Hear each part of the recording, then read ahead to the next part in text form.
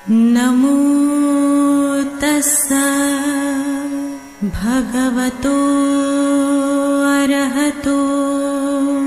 नमो बुद्धाय। मैं आरपी सिंह आप सभी का हार्दिक स्वागत करता हूं हमारे विशेष कार्यक्रम धम्मदीप में। इस विशेष कार्यक्रम के अंतर्गत हम इसमें तथागत बुद्ध के जीवन और उनके दर्शन के बारे में बहुत ही महत्वपूर्ण जानकारियां हम आपको देते हैं और अब तक आपने वह जानकारियां प्राप्त की। यह जानकारियां हमारे देश विदेश के ख्याति प्राप्त विशेषज्ञों द्वारा दी गईं। हमारा हमेशा प्रयास यह रहा है कि आपके समक्ष हम तथागत बुद्ध के हर एक पहलू को बहुत ही गहनता पूर्वक रखें। आज इसी क्रम को आगे बढ़ाते हुए हम अभिधम्म के बारे में विस्तृत चर्चा करने यहाँ पे मौजूद हैं। क्योंकि यह अत्यंत विशाल और गूढ़ विषय है तो हम इसे कुछ ही मिनटों में या कुछ एपिसोड में पूरा नहीं कर पाते, या हम ये कह सकते हैं कि इसे पूरा नहीं किया जा सकता। और इससे जुड़े हुए अत्यंत महत्वपूर्ण पहलू भी हैं जिन पर प्रकाश डालना बहुत ही जरूरी है।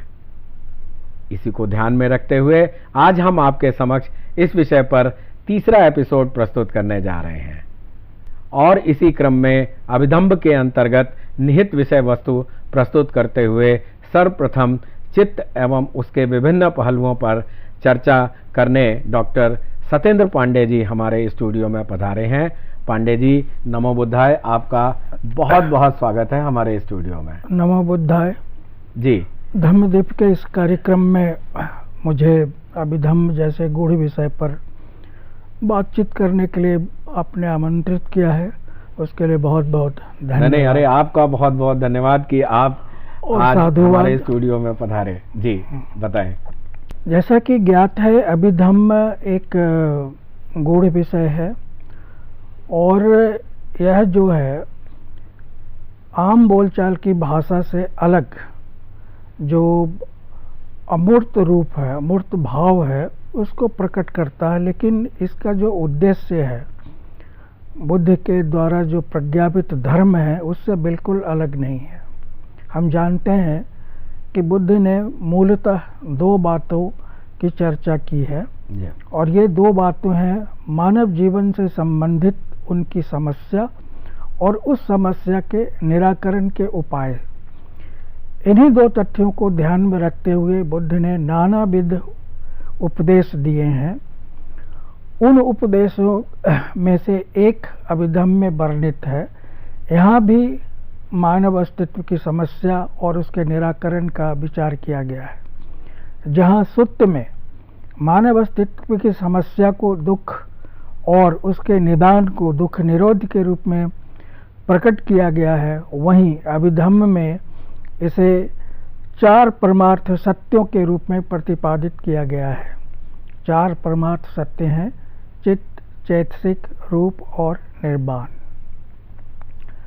इन चार परमार्थ सत्यों में से प्रथम तीन, चित्त, चैतसिक और रूप, दुख का निर्माण करते हैं और निब्बान दुख निरोध का निर्माण करते हैं। इन्हीं चार परमार्थ सत्यों को लेकर के अभिधर्म जो है प्रवृत्त होता है। सर्वप्रथम अभिधम्म के अंतर्गत हम चित्त का प्रज्ञापन देखते हैं। चित्त का प्रज्ञापन इसलिए देखते हैं कि इस संसार को निगमित करने का, संचालित करने का कार्य चित्त करता है। चित्त की महत्वपूर्ण भूमिका है, इसीलिए बुद्ध ने चित्तेन नियति लोको कहा है। धम्मपद की पहली गाथा है: मनोपवंगमा धम्मा मनोसेठा मनोमया मनसा चे पदुत्थेन भासति वा करोति वा ततो न दुखम अनवेति चक्कं बहतो पदंग। इसी ढंग से दूसरी गाथा है: मनोपवंगमा धम्मा मनोसेठा मनोमया मनसा चे प्रसन्नेन भासति वा करोति वा ततो न सुखम अनवेति छायाब अनपायनी।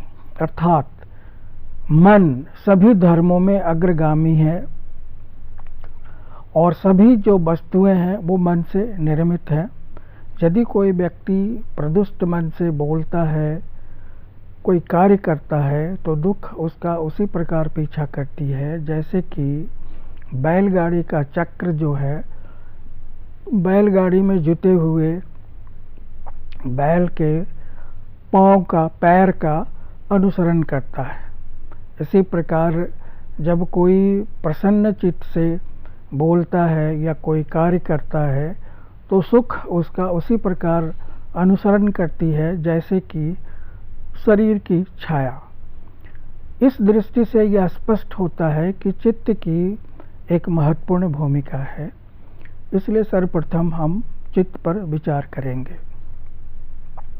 यहाँ यह भी ध्यातव्य है कि बुद्ध ने अपने देशना के प्रज्ञापन के क्रम में जो 4 आर्य सत्य सारनाथ में पंचवर्गीय भिक्षुओं को बताया, उसमें बुद्ध ने दुख को परिभाषित करते हुए कहा है कि जो 5 स्कंध हैं उसके प्रति आसक्ति ही दुख है।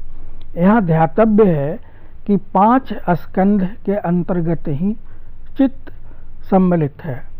5 स्कंध में से प्रथम स्कंध है रूप स्कंध, दूसरा है वेदना स्कंध, तीसरा है संज्ञा स्कंध, चौथा है संस्कार स्कंध और 5वां है विज्ञान स्कंध। यहाँ ध्यातव्य है कि रूप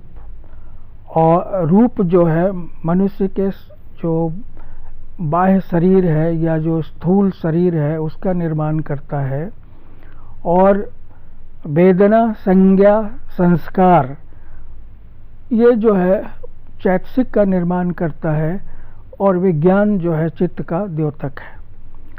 तात्पर्य यह है कि जो 5 स्कंध है वही जो है अभिधम्म में चित्त, चैतसिक और रूप के रूप में प्रतिपादित है, व्याख्यायित है। चित्त आलम्बन का चिंतन करता है। वस्तुतः यह जो आलम्बन है उसके संदर्भ में जो विभिन्न प्रकार की जानकारी अर्जित करता है वही विज्ञान स्कंध है। ध्यातव्य है कि यहाँ जो जानकारी चित्त अर्जित करता है वह अतीत का आलम्बन भी होता है, वर्तमान का भी होता है और भविष्य का भी होता है। इसलिए इन सभी के समुच्चय को हम विज्ञान स्कंध कहते हैं, जिसका कि अभिधम्म के अंतर्गत चित्त के रूप में विवेचन है। जैसा कि अभी मैंने कहा कि चित्त आलम्बन का चिंतन करता है, आलम्बन की जानकारी अर्जित करता है। चित्त आलम्बन का चिंतन करने के क्रम में स्वतंत्र नहीं है। चित्त को आलम्बन के चिंतन करने के क्रम में इंद्रिय का आश्रय लेना पड़ता है। जब इंद्रिय आपात में कोई विषय आता है तब उस विषय के प्रति चित्त जो है जानकारी अर्जित करता है। यहाँ ध्यातव्य है कि इंद्रिय आपात में आगत विषय की सूचना जो है चित्त को कुछ अन्य मानसिक तत्वों के द्वारा प्राप्त होती है। उन मानसिक तत्वों को ही चैतसिक कहते हैं, यानी चित्त से जो संबंधित धर्म है। यहाँ मानसिक धर्म, जैसे इसको यूँ समझें कि चित्त और इंद्रिय 2 वस्तु है, इन दोनों के बीच में संपर्क स्थापित करने का कार्य जो करता है उसे हम स्पर्श कहते हैं। जब तक आलम्बन और चित्त के बीच स्पर्श नहीं होगा तब तक जो है चित्त उस आलम्बन की जानकारी अर्जित नहीं कर सकता है। इसे एक उदाहरण के द्वारा हम समझ सकते हैं कि जैसे कोई वस्तु है और सामने शीशा है और उस वस्तु के बीच में हम कोई पर्दा लगा दें तो शीशे में उस वस्तु का प्रतिबिंब दिखाई नहीं पड़ेगा, क्योंकि वहाँ पर्दा लगा हुआ है। जब हम पर्दा हटा देते हैं तो वस्तु और शीशे के बीच में प्रत्यक्ष संबंध स्थापित होता है और उस संबंध के कारण वस्तु का प्रतिबिंब शीशे में दिखाई पड़ता है। ठीक चित्त की भूमिका आलम्बन को ग्रहण करने के क्रम में मानसिक धर्मों की सहायता से ही संभव है। अब यहाँ ध्यातव्य है कि इंद्रिय, हमारी इंद्रिय जो है 6 है। ये इंद्रिय हैं चक्षु, श्रोत्र, घ्राण, जिह्वा, काय और मन, इन सभी इंद्रियों का विषय अलग अलग विषय है। जैसे चक्षु का विषय है रूप, श्रोत्र का विषय है शब्द, घ्राण का विषय है गंध, जिह्वा का विषय है रस, काय का विषय है स्पृष्टव्य और मन का विषय है धर्म। इन विषयों को जो है चित्त जो है चैतसिक के सहयोग से जानता है, लेकिन इसमें भूमिका मुख्यतः इंद्रिय की और चित्त की होती है। इसीलिए कहा जाता है चित्तं रूपं न पश्यति अचक्षुकता, चक्षु रूपं न पश्यति अचित्तकता। अर्थात चित्त बिना चक्षु से संपर्क किए हुए या बिना चक्षु की सहायता के रूप नहीं देख सकता है, उसी प्रकार चक्षु बिना चित्त से जुड़े हुए रूप को ग्रहण नहीं कर सकता है। अभिधर्म दर्शन जो एक विशद दर्शन है चित्त के बारे में, यानी या दूसरे शब्दों में कहें कि मनुष्य के द्वारा जो अर्जित अनुभव है, इस संसार के संदर्भ में जो प्राप्त जानकारी है, अनुभव है, उस सभी का विवेचन करता है और उन सभी के विवेचन के क्रम में जो है चित्त के माध्यम से मनुष्य के द्वारा अर्जित अनुभवों का और उनके द्वारा संपादित कार्यों का जो विभिन्न रूपों में अनुभव किया जाता है, उसको ध्यान में रखते हुए चित्त का विशद विवेचन है। यहाँ ध्यातव्य है कि अभिधर्म ये जो विभिन्न प्रकार के चित्त हैं जिसके माध्यम से वस्तु का अनुभव करते हैं या संसार की गतिविधियों का अनुभव करते हैं, उसकी जानकारी प्रदान करने के क्रम में चित्त को कई दृष्टियों से विभाजित करता है। सर्वप्रथम जो विभाजन है चित्त की, वो इसके लक्षण की दृष्टि से होता है और इस लक्षण की दृष्टि से चित्त का एकमात्र लक्षण है वस्तु की जानकारी प्राप्त करना। पुनः चित्त का विभाजन जो है हेतु की दृष्टि से किया जाता है। हेतु कारण को कहते हैं। बिना कारण के किसी चित्त की उत्पत्ति नहीं होती है। इसीलिए जो चित्त है, विभिन्न प्रकार के जो चित्त है, उसको दो भागों में विभाजित किया जाता है, सहेतुक चित्त और अहेतुक चित्त। अभिधर्म दर्शन के अनुसार 6 हेतु हैं: लोभ, दोष, मोह, अलोभ, अदोष और अमोह।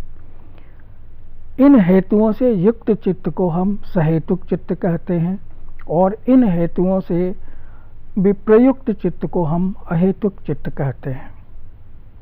पुनः ये जो 6 हेतु हैं उनमें से 3 अकुशल हैं। ये अकुशल हेतु हैं लोभ, दोष और मोह, और 3 कुशल हेतु हैं अलोभ, अदोष और अमोह। यदि चित्त अकुशल हेतु से युक्त होता है तो उसे हम अकुशल चित्त कहते हैं, और यदि वह कुशल चित्त से युक्त होता है तो उसे हम कुशल चित्त कहते हैं। हेतुओं के साथ युक्त चित्त के माध्यम से हम नाना प्रकार के कार्य संपादित करते हैं। उन कार्यों के परिणाम स्वरूप विपाक यानी फल उत्पन्न होता है। किए गए कार्य के अनुरूप ही विपाक उत्पन्न होता है। तात्पर्य यह है कि यदि कोई अकुशल कर्म करता है तो उसका विपाक भी अकुशल होता है, और यदि कोई कुशल कर्म करता है तो उसका विपाक भी कुशल होता है। इस तथ्य को ध्यान में रखते हुए पुनः चित्त को जो है जाति की दृष्टि से विभाजित किया जाता है। जाति की दृष्टि से चित्त जो है 3 प्रकार का होता है, और यह होता है अकुशल चित्त, कुशल चित्त और अव्याकृत चित्त। ध्यातव्य है कि अकुशल चित्त अकुशल हेतु के साथ संप्रयुक्त होता है और कुशल चित्त कुशल हेतु के साथ संप्रयुक्त होता है।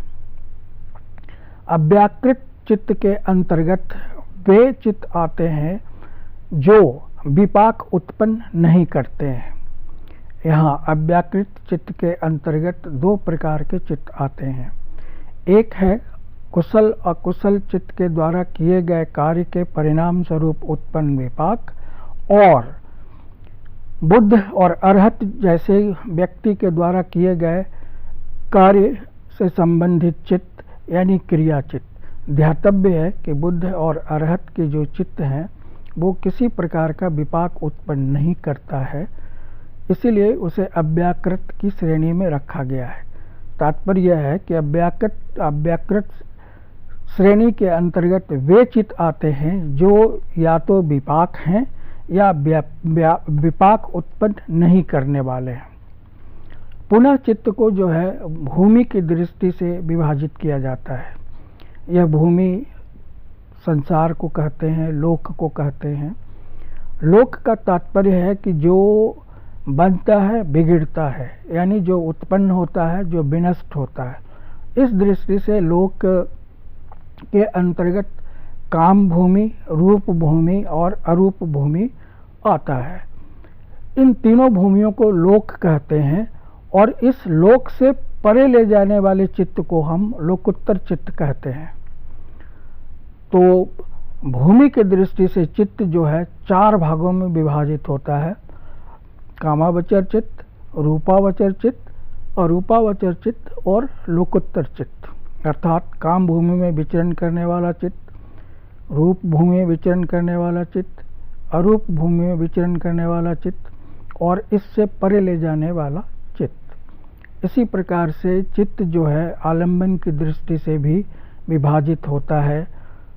चित्त जो है अन्य अनेक प्रकारों से विभाजित होता है, लेकिन चित्त को मूलतः भूमि की दृष्टि से व्याख्यायित किया जाता है। और जब हम भूमि की दृष्टि से व्याख्यायित करते हैं तो इसके अंतर्गत जो चित्त के अन्य विभाजन हैं, चाहे वो हेतु की दृष्टि से हो या विपाक की दृष्टि से हो, वो सभी समाहित हो जाते हैं।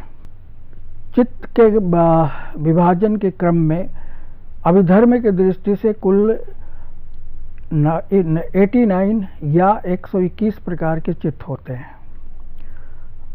यहाँ जो 89 प्रकार के चित्त हैं वही 121 प्रकार के चित्त होते हैं। इसको जो है भूमि की दृष्टि से जब विभाजित करते हैं तो कामावचर चित्त 54 प्रकार के हैं, रूपावचर चित्त 15 प्रकार के हैं, अरूपावचर चित्त 12 प्रकार के हैं और लोकोत्तर चित्त 8 प्रकार के हैं या 40 प्रकार के हैं।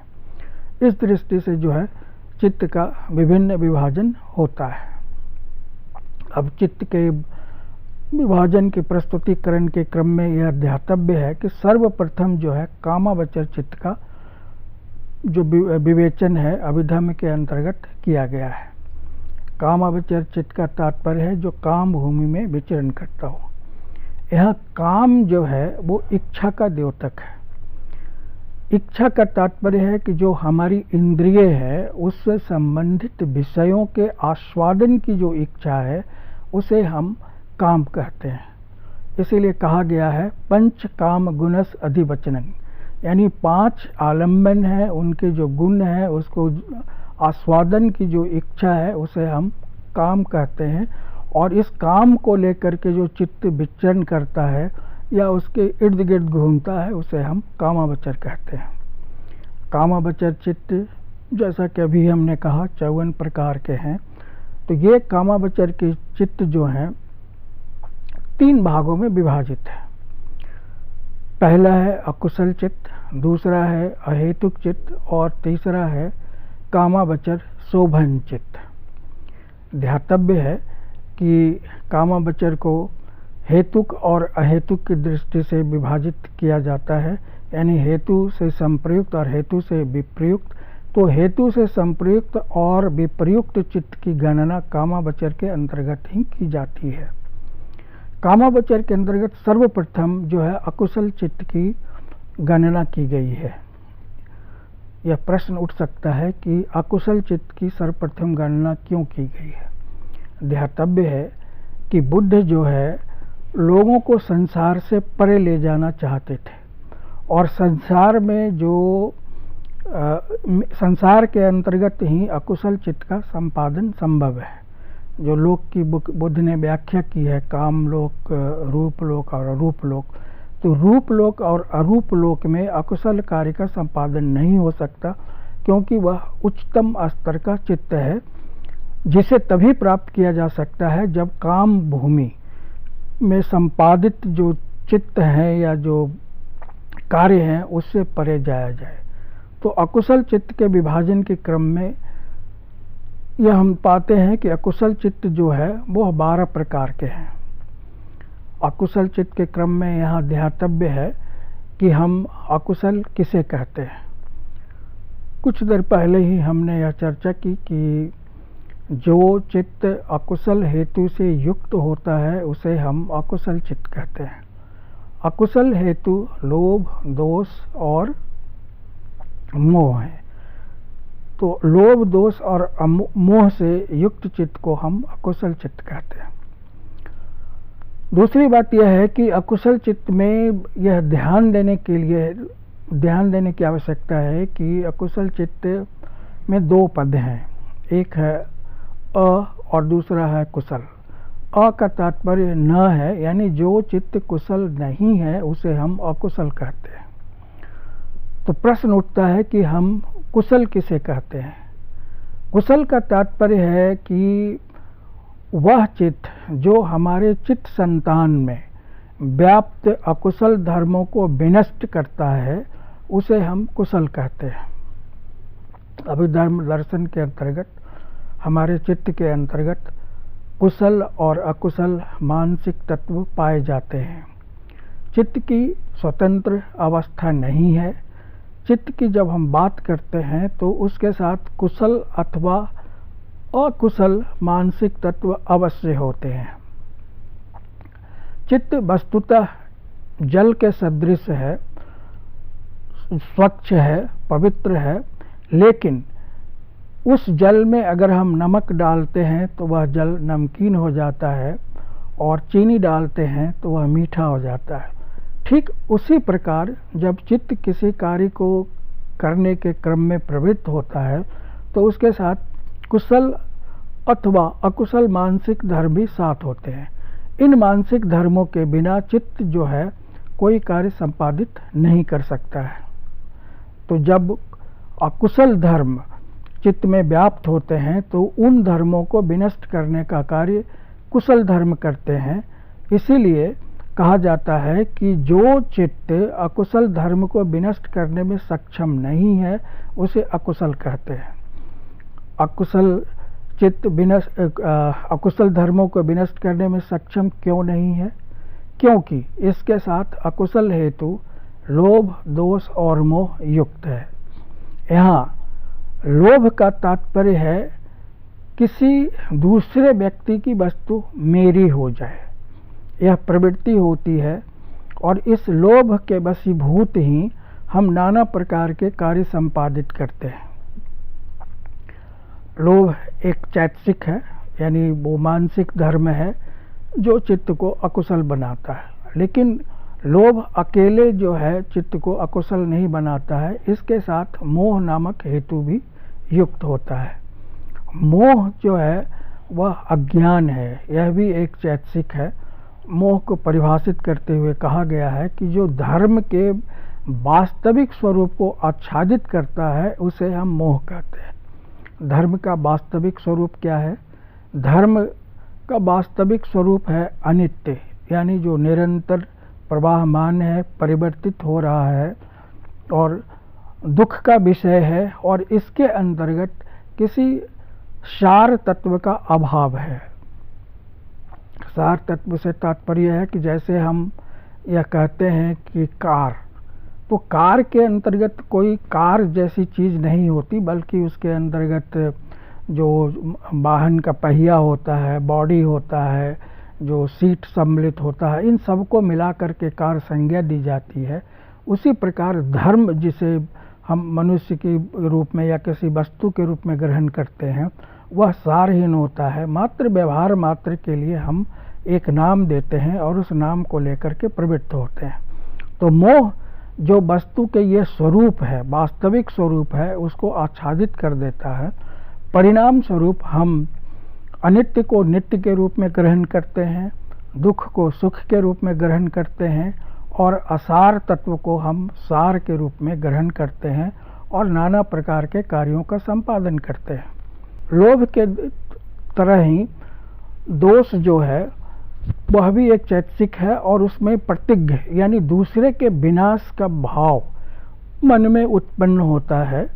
यह विनाश का भाव जो है ये हमारी जैसे किसी सर्प को हम देखते हैं तो अचानक ही उसको मारने के लिए हम आगे बढ़ जाते हैं बिना यह सोचे समझे कि सर्प हमें हानि पहुंचाने वाला है अथवा नहीं। ठीक उसी प्रकार जो है प्रतिज्ञ जो है चित्त के साथ संप्रयुक्त होकर के दूसरे के विनाश का भाव उत्पन्न करता है और उसके साथ भी मोह जो है रहता है, क्योंकि बिना मोह के जो है हमारे अंतर्गत दूसरे के विनाश का भाव उत्पन्न नहीं होता है। मोह जो है वह भी स्वतंत्र रूप से जो है कार्य करता है। तात्पर्य यह है कि अकुशल चित्त में जो तीन हेतु हैं, लोभ, दोष और मोह, वह तीन रूपों में कार्य करते हैं। लोभ, जिस चित्त में लोभ की प्रधानता होती है उसके साथ मोह भी युक्त होता है। दूसरा, दोष की प्रधानता होती है और मोह युक्त होता है। और तीसरा, मोह स्वतंत्र रूप से कार्य करता है। इस दृष्टि से जो कामावचर अकुशल चित्त है वो तीन भागों में विभाजित किया जा सकता है। लोभ मूलक कामावचर अकुशल चित्त, दोष मूलक कामावचर अकुशल चित्त और मोह मूलक कामावचर अकुशल चित्त। इस पर विस्तृत विवेचन हम अगले भाग में करेंगे। जी पांडे जी, बहुत बहुत धन्यवाद। आप ने बहुत अच्छा विवेचन किया। इसमें मैं कुछ इससे संबंधित कुछ प्रश्न भी हैं जो कि हम लोग अगले उसमें ले लेंगे, लेकिन आपने जो हमारे दर्शकों को बताया इसके बारे में, और मुझे ये लगता है कि दर्शक भी जो हमारे इस प्रोग्राम को सुन रहे हैं, आप भी अपना प्रश्न हमारे से पूछ सकते हैं।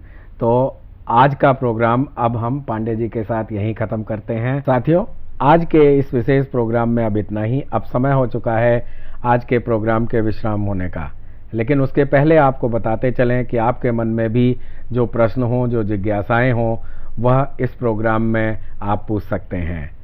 प्रश्न पूछने के लिए आप हमारे व्हाट्सएप नंबर 9639010109 पर अपना प्रश्न भेज सकते हैं या हमारी ईमेल आईडी subhartibuddha@gmail.com पर भेज सकते हैं।